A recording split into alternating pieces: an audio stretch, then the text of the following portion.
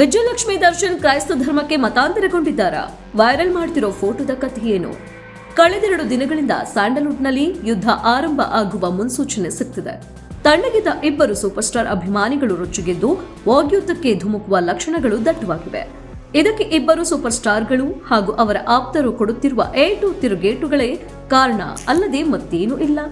December 20ರಂದು Kichcha Sudeep ಹುಬ್ಬಳ್ಳಿಯಲ್ಲಿ ಕೊಟ್ಟ ಹೇಳಿಕೆಗಳು, ಆತ ದಾವಣಗೆರೆಯಲ್ಲಿ ವಿಜಯಲಕ್ಷ್ಮಿ ದರ್ಶನ್ ತಿರುಗೇಟು ಕೊಡಲು ಬಳಸಿದ ಪದಗಳು ಇಬ್ಬರು ಅಭಿಮಾನಿಗಳನ್ನ ರೊಚ್ಚಿಗೆಬ್ಬಿಸಿವೆ.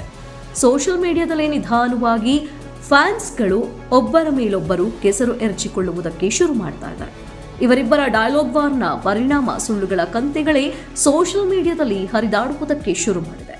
ಇಬ್ಬರ ಅಭಿಮಾನಿಗಳು ಫೋಟೋ ವಿಡಿಯೋಗಳನ್ನ ಇಟ್ಕೊಂಡು ಬೇಡ ಸುದ್ದಿಗಳನ್ನ ವೈರಲ್ ಮಾಡುವುದಕ್ಕೆ ಶುರು ಮಾಡಿದ್ದಾರೆ. ವಿಜಯಲಕ್ಷ್ಮಿ ದರ್ಶನ್ ಥಿಯೇಟರ್ ವಿಸಿಟ್ ಹಾಕಿದ ವೇಳೆ ಅರಿಶಿಣ ಕುಂಕುಮವನ್ನ ತೆಗೆದುಕೊಳ್ಳುವುದಕ್ಕೆ ಹಿಂದೇಟು ಹಾಕಿದ್ರು. ಇದನ್ನೇ ಇಟ್ಟುಕೊಂಡು ಕೆಲವು ಮಂದಿ ವಿಜಯಲಕ್ಷ್ಮಿ ಹಿಂದೂ ಧರ್ಮದ ಮೇಲೆ ನಂಬಿಕೆ ಇಲ್ಲ, ಅವರು ಬೇರೆ ಧರ್ಮಕ್ಕೆ ಮತಾಂತರಗೊಂಡಿದ್ದಾರೆಂದು ಕೆಲವು ಫೋಟೋಗಳನ್ನ ಶೇರ್ ಮಾಡ್ತಾ ಇದ್ದಾರೆ. ಅಸಲಿಗೆ ಏನಿದು ವಿಷಯ? ನೆಟ್ಟಿಗರು ಶೇರ್ ಮಾಡುತ್ತಿರುವ ಫೋಟೋದಲ್ಲಿ ಏನಿದೆ? ಇದರ ಅಸಲಿಯತ್ತೇನು ತಿಳಿಯೋದಕ್ಕೆ ಈ ಒಂದು ಪ್ರೋಗ್ರಾಮ್ ಅನ್ನ ಪೂರ್ತಿ ನೋಡಿ.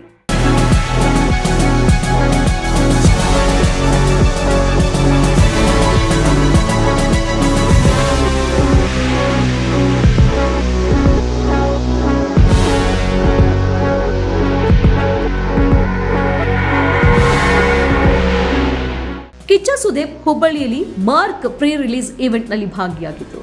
ಆ ವೇಳೆ ತನ್ನ ಅಭಿಮಾನಿಗಳನ್ನ ಉದ್ದೇಶಿಸಿ ಕೆಲವು ಹೇಳಿಕೆ ಕೊಟ್ಟಿದ್ರು. ಡಿಸೆಂಬರ್ 25ಕ್ಕೆ ಮಾರ್ಕ್ ರಿಲೀಸ್ ಆಗ್ತಿದೆ. ಈ ವೇಳೆ ಹೊರಗಡೆ ಒಂದು ಪಡೆ ಯುದ್ಧಕ್ಕೆ ರೆಡಿ ಆಗ್ತಿದೆ. ಈ ವೇದಿಕೆ ಮೇಲೆ ನಿಂತು ಹೇಳ್ತಾ ಇದ್ದೀನಿ, ಯುದ್ಧಕ್ಕೆ ಸಿದ್ಧ, ಯಾಕೆಂದರೆ ನಾವು ನಮ್ಮ ಮಾತಿಗೆ ಬದ್ಧ ಎಂದು ಸುದೀಪ್ ಹೇಳಿದ್ರು. ಕಿಚ್ಚನ ರೊಚ್ಚಿಗೆದ್ದ ಕಿಚ್ಚಿನ ಡೈಲಾಗ್ಗಳನ್ನ ನೋಡಿ ದರ್ಶನ್ ಅಭಿಮಾನಿಗಳು ಕಿಡಿಕಾರುವುದಕ್ಕೆ ಶುರು ಮಾಡಿದ್ರು. ಅದಕ್ಕೆ ವಿಜಯಲಕ್ಷ್ಮಿ ದರ್ಶನ್ ದಾವಣಗೆರೆ ಗೀತಾಂಜಲಿ ಚಿತ್ರ ಮಂದಿರಕ್ಕೆ ಬಂದಾಗ ತುಪ್ಪ ಸುರಿದಿದ್ರು.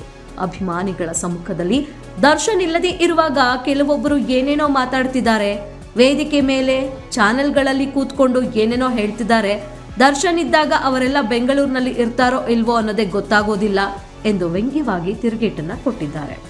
ಇಷ್ಟೇ ಆಗಿತ್ತು. ಕಿಚ್ಚ ಅಭಿಮಾನಿಗಳು ಕಣ್ಣು ಕೆಂಪು ಮಾಡಿಕೊಂಡಿದ್ದಾರೆ. ಅದರ ಪರಿಣಾಮ ಸೋಷಿಯಲ್ ಮೀಡಿಯಾದಲ್ಲಿ ಎದ್ದು ಕಾಣ್ತಾ ಇದೆ.